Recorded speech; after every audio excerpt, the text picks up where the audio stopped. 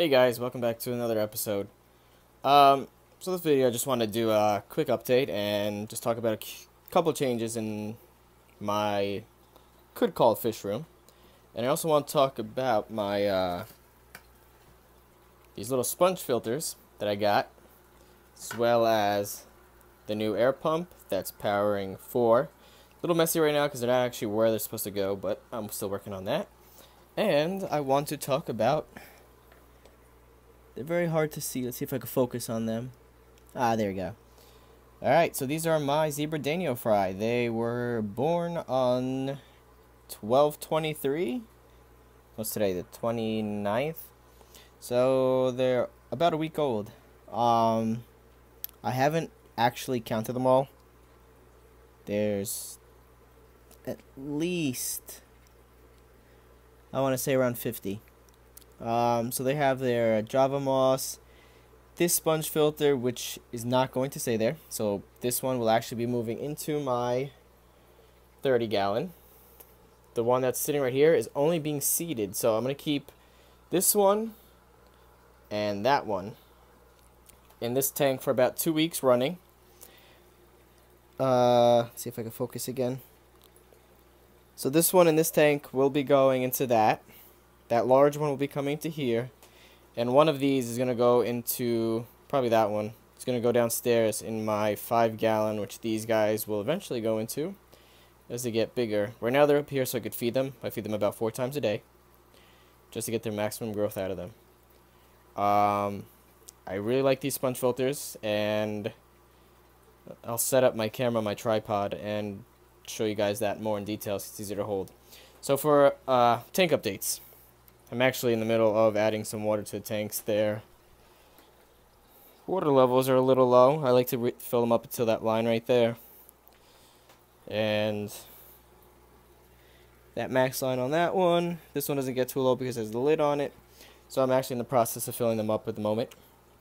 Alright, so the updates. This tank, as you can tell, I got rid of all the sand on the bottom. So it's 100% bare bottom. And I also sold some of my quarries, so those guys went. So now the only thing left in here is 6 L144 Plecos and 4 zebra Danios. I know you're supposed to have 6 or more, but that's all I have at the moment. It's a breeding group, so as soon as those guys get large enough, they'll be coming together. And I'm thinking about putting the zebra Danios inside in the ponds to keep the what are those things called? Mosquito larvae down during the summer. This tank had some Corridorus Adolphoi fry in there, but I got rid of them as well. I sold them. My Pleco, if I could focus on him. This is my albino longfin. One of my favorites. It's, oh wait, maybe it might be, it's hard to tell. He's a little dark. He's hiding under there. He's the only guy in there with a couple of those guys, the Corridorus abrosis. That's all that's going on in this tank. I'm actually talking to someone right now and picking up an L144 longfin male that'll breed with these females to get some long fins. He might end up going in that tank. And that guy might get sold. I do like him. I like the whole long fin thing, but I'm not really a big fan of the albino. My Cpo Dwarf Crayfish. She was carrying a bunch of eggs last time. It's been about 3 or 4 weeks. I don't see any more eggs underneath there, which means she might have gotten rid of the eggs. Or the shrimp, or the shrimplets. The little crayfish. Haven't actually seen any, so I gotta keep checking that out.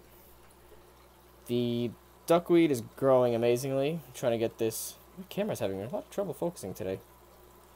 Try to get this stuff to grow as much as possible so I get that in the pond during the summer. The what the heck is this stuff called? The cilantro. There you go. Wow. I just got out of work, so I'm pretty tired. The cilantro and both tanks aren't doing that great. This one's dying out. I moved the light that was up here, focusing on it, to this tank. This LED is enough for both tanks. As you can see, that one's pretty lit up. That's really about it. So I'm going to go into details about this. So I'm going to pause this video and start up a brand new one, new chapter. Okay guys, now that I have the camera set up on the tripod, I just want to go into a little bit more detail about the whole aeration system in my room. Previously, you might have seen in my videos, I had a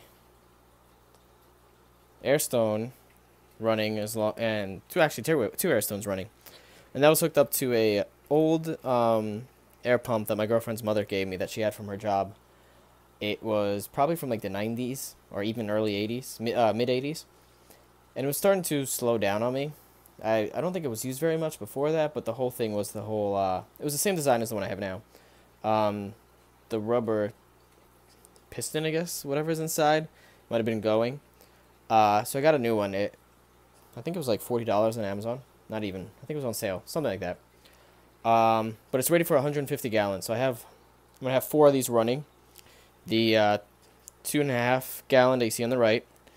The 10 gallon that you see right here. The 30 gallon. And then I'll have an extra one, which I'll plan on using on, if I can reach, the egg tumbler, in case any Pleco fry get kicked out of the caves. So, just want to talk about these little sponge filters. They're actually pretty cool little guys. They run on an airstone. They run on a air pump, which plugs into right here. There's 2 sponges. Maintenance is really easy. You just slide this right off, bang it in the sink. You never want to really squeeze them because you mess up the structure of sponge filters. So all you gotta do is just bang them on the side like of a sink or something. These guys are awesome. They're rated for a 10-gallon tank. This one's going in a 2.5. The one over there is going into a 5-gallon.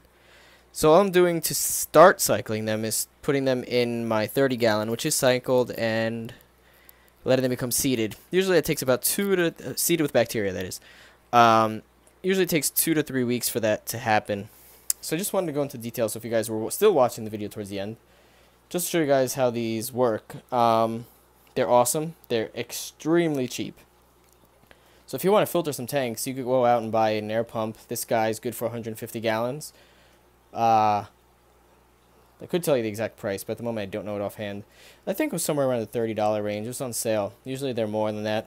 And each of these I got for $2.37. They're not brand names. You don't really need a brand name as long as they do what they're supposed to do.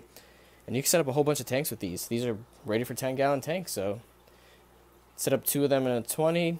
Sponge filters are amazing. They're both mechanical and biological filtration. So if you guys stuck out to the end of the video, make sure to like, subscribe, and comment below for more videos. I hope you enjoyed this update. Alright, have a good night.